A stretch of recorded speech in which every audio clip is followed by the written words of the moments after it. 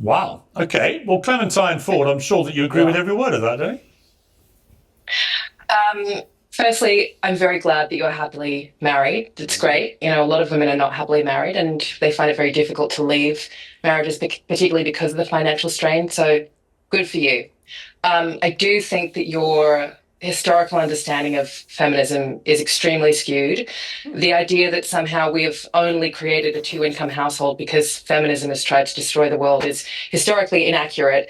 In large part, well, firstly, you're also talking about feminism from your very, and when I say limited, I'm not trying to insult you, but the limited perspective of feminism in America and the understanding of the economy in America. It's not taking into account the global reality of the fact that women have always worked, women still continue to work. Women, for the most part, produce the majority of the world's underpaid, if you know, drastically underpaid labor.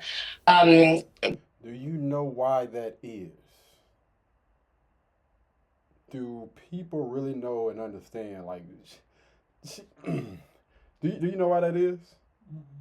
I looked at you and was waiting. Yeah, so why women are pretty much working the underpaid jobs? Because the hard jobs, they're going to require a lot of manual labor, strength, and it's dangerous. Like Mm-hmm. those jobs that are high paying, like you do have, of course, those corporate jobs when you're in the office and stuff. You got to work your way up to that. And it's going to take a lot of, I'm not going to say backstabbing, but it's going to take a lot of long hours and a lot of grit. And most women don't want to do it. If we're being honest, most women want those laid back jobs. And when you start talking about a laid back job versus, again, something where I got to work my way up the ladder, you do have certain women that do that. But those underpaid jobs versus those infrastructure jobs, most of those guys are literally putting their lives at risk every single day. That's out there, like you out there actually getting it. But yeah, that's the reason why. Even when they joined like the workforce, they still chose to take on those secretary roles behind the desk, assistants. when you talk about a two-income household being somehow instituted by feminism, you're failing to take into account that even in America, you know, the kind of the glamorization of this golden age of marriage in the 1950s to the early 1960s, which the marriage historian Stephanie Coots calls the long decade.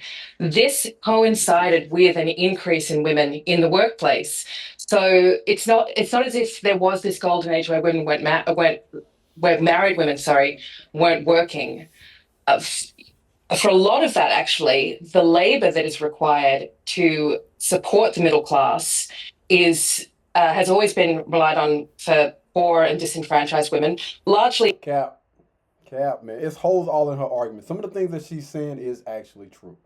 I think that for years, decades, women that were pregnant, they still work. They still, what I mean, did their part when it comes to society and stuff like that. Like even my grandmother, what was she born in? Either the 1920s, 1930s, something like that. Like even though she had seven children, she still worked. Like she still did like housekeeping work. I believe at one point she was like a teacher or something like that. She worked in a laundromat, and with that money, also my grandfather's money as well.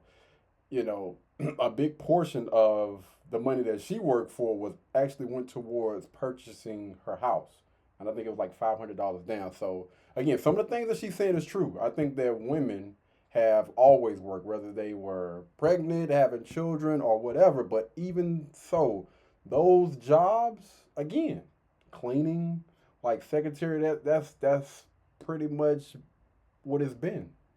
In America, All black right, all right. women, Look, for a Clementine, start. I No, don't let me just finish. Let me just finish. Let me just we finish a all bit, have to Piers. speed things up a little bit. And the economy, the downturn in the economy, the boom that happened after the Second World War was unsustainable. It was a wonderful time between around 1940 to 1970 for white working class men in particular, and then it began All to right, but I have a decline question for rapidly. you.